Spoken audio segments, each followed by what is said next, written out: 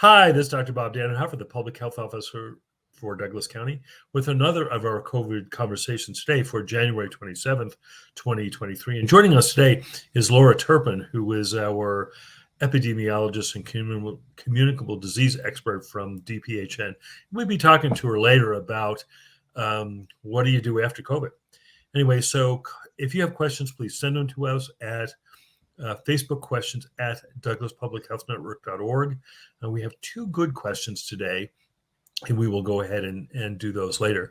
So there is really good news on the COVID front. The really good news on the COVID front is the amount of disease in the world is decreasing. The amount of disease in the US is decreasing. The amount of disease in Oregon is decreasing. And the amount of disease locally is decreasing. And that's a really good sign. So in the world, we still don't know exactly what's happening in China, but it appears that when they relaxed their restrictions in December, that they had a huge spike in the end of December and the beginning of January. They didn't send out very much data, so we're not for sure, but at least reports are that although they had a lot of disease in December and January, that's beginning to fall off. Now is the Lunar New Year, and many Chinese go back to their home villages during the Lunar New Year to eat, drink, and socialize. And when they come back to the cities, we might see another peak, but it certainly is not an apocalyptic peak.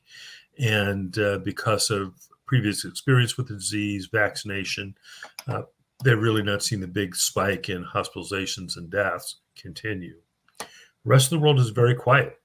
So Europe usually is the harbinger of what's going to happen. So when we look at cases in the US, you can look 6 weeks back and see that there was a spike or an increase of disease in Europe. We're not seeing that now. So that suggests that at least for the next 6 or 8 weeks, we'll expect to see a very quiet time. In the US, things are really quite quiet. There's a little bit of disease in the Southeast, but really not very much disease.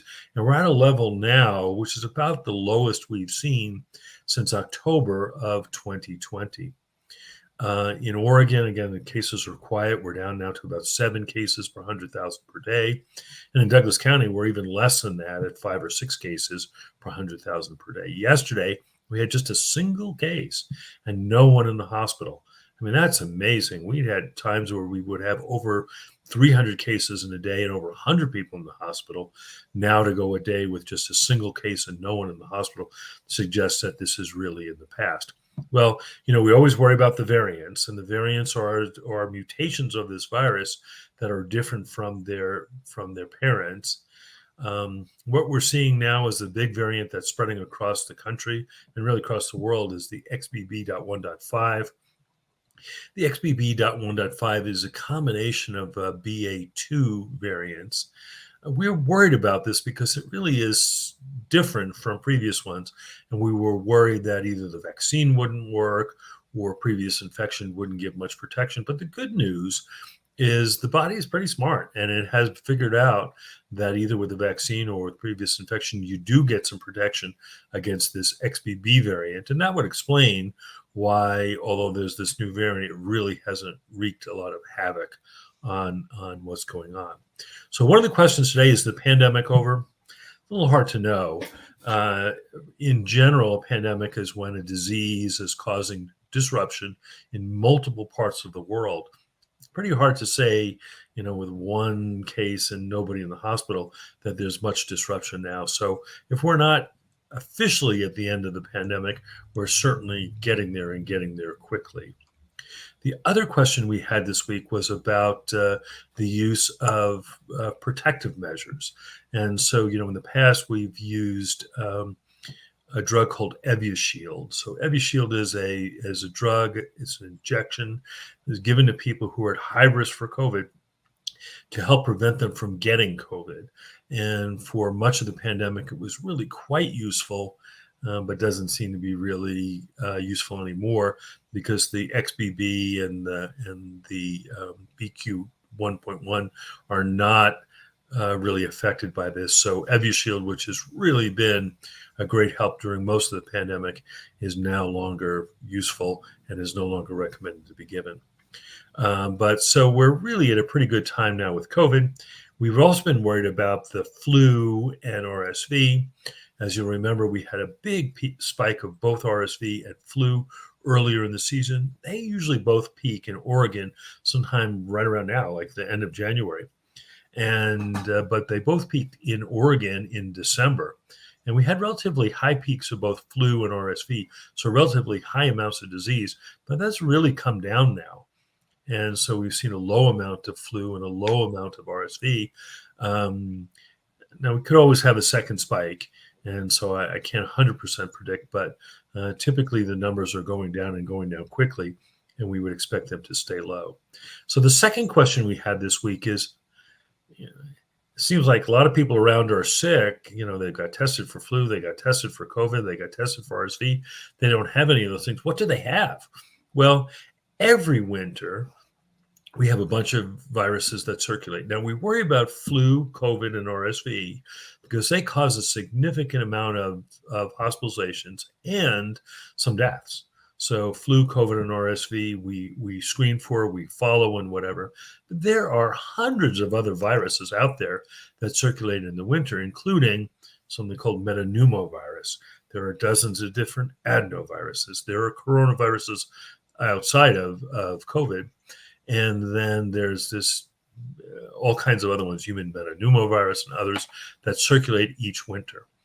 You go to the doctor and the doctor says, "Oh, you got a virus," but we don't know which one it is.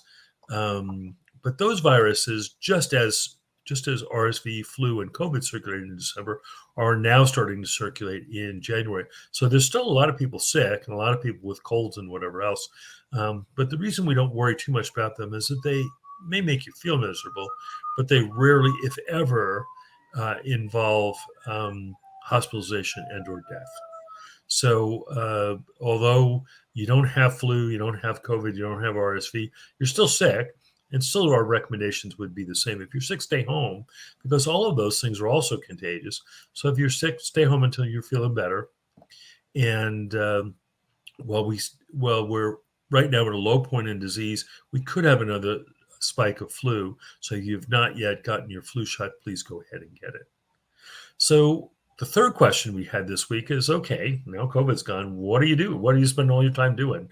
So during COVID, we spent many hours every week working on the pandemic, working with people who were sick to get them good protection, working with the hospital to work on flow and other kinds of things. Now that that's gone, it would seem like we could all just take vacations. But again, that's not the case, because although COVID is going away and flu and RSV are currently quiet, there's still other diseases out there. And so Laura, who was hired years ago to work on communicable disease before we had COVID, has many other things that she works on. And so what I'd like to talk with you today about, Laura, is, okay, now that COVID is going away, what kind of other infectious things do people need to think about and worry about? Well, thanks for having me, Dr. Bob. You're right that communicable disease, there's other diseases out there besides COVID. And so now that COVID is slowing down, it is allowing us to focus on some of the other diseases out there, like foodborne outbreaks, other respiratory illnesses, hepatitis, and sexually transmitted infections. The one that we're most concerned about right now is syphilis, and especially congenital syphilis in Oregon. So as a pediatrician, I've known about congenital syphilis for years. And although I worked in some really tough inner city places, I had never seen a case of congenital syphilis until just a few years ago. And now Oregon has more than 30 cases in the last year. And Douglas County even little Douglas County has had a few. And that's really worrisome, because these babies are so sick and many die. And so what's behind all this? Why are we seeing so much syphilis? I think it's been increasing for years. I think a lack of prenatal care and infrequent knowledge of the disease and lowering of testing is all contributing. In the past year, in 2022, we had 35 syphilis cases, 7 which related in hospitalizations, and 6 of those were pregnant, 2 of which resulted in congenital syphilis cases. So that's a really high number, more than we've ever seen before. And doing things like this allows us to get increased awareness and hopefully increase testing as well. Good. So, we're letting people know, syphilis is not something you'll catch by respiratory, typically through sexual contact. So people really, really need to be aware that it's out there. Tell me about the foodborne illnesses you're working on. Well, foodborne illnesses have been around since we've been eating food, but we are concerned about outbreaks of E. coli, salmonella, Campylobacter, among others. Usually, our outbreaks locally are connected to animals, either pets or livestock. Sometimes we have food contamination issues that also cause outbreaks. We haven't really had many restaurant-associated outbreaks in the past year, which is a good thing. Which is a good thing. And we've had a few that have been associated with sick cattle. We've had others that have been associated with sick reptiles. I can vividly remember going to a place to swab a reptile to see if the reptile was a source of a salmonella infection. And then you talked about hepatitis C. Tell us a little bit more about that. So hepatitis C is a transmitted through blood. So some common ways of transmitting it is through needle sharing, perhaps close contact in a household, like if you're sharing razors, or sexual contact. So it's not very easily spread, but for people who have a history of injection drug use, we have pretty high rates here in Douglas County. And so for those people who are older, we can remember in the time before you could test for hepatitis C, that this was one of the fears of getting a blood transfusion. And so this was the kind of hepatitis that people would get from blood transfusions. And so those of us who are older should be screened for hepatitis C, because we could have gotten it through blood contact when we were kids. And then people who are injection drug users also are at great risk. The blood supply, however, is safe. There's new testing for this that makes the risk of hepatitis C through blood transfusions almost zero. So that's good. Well, great. And then this is school exclusion week. So for kids who are not up to date on vaccines, they'll get a nasty note from me saying, please get caught up on your vaccines. And so those notes went out this week. People should be getting them sometime in the next few days. We worry about that because we know that the rates of childhood protection through immunization is lower now than it was. Some places reported they're down by about 5%. We were almost exactly the same this year as we were in years past.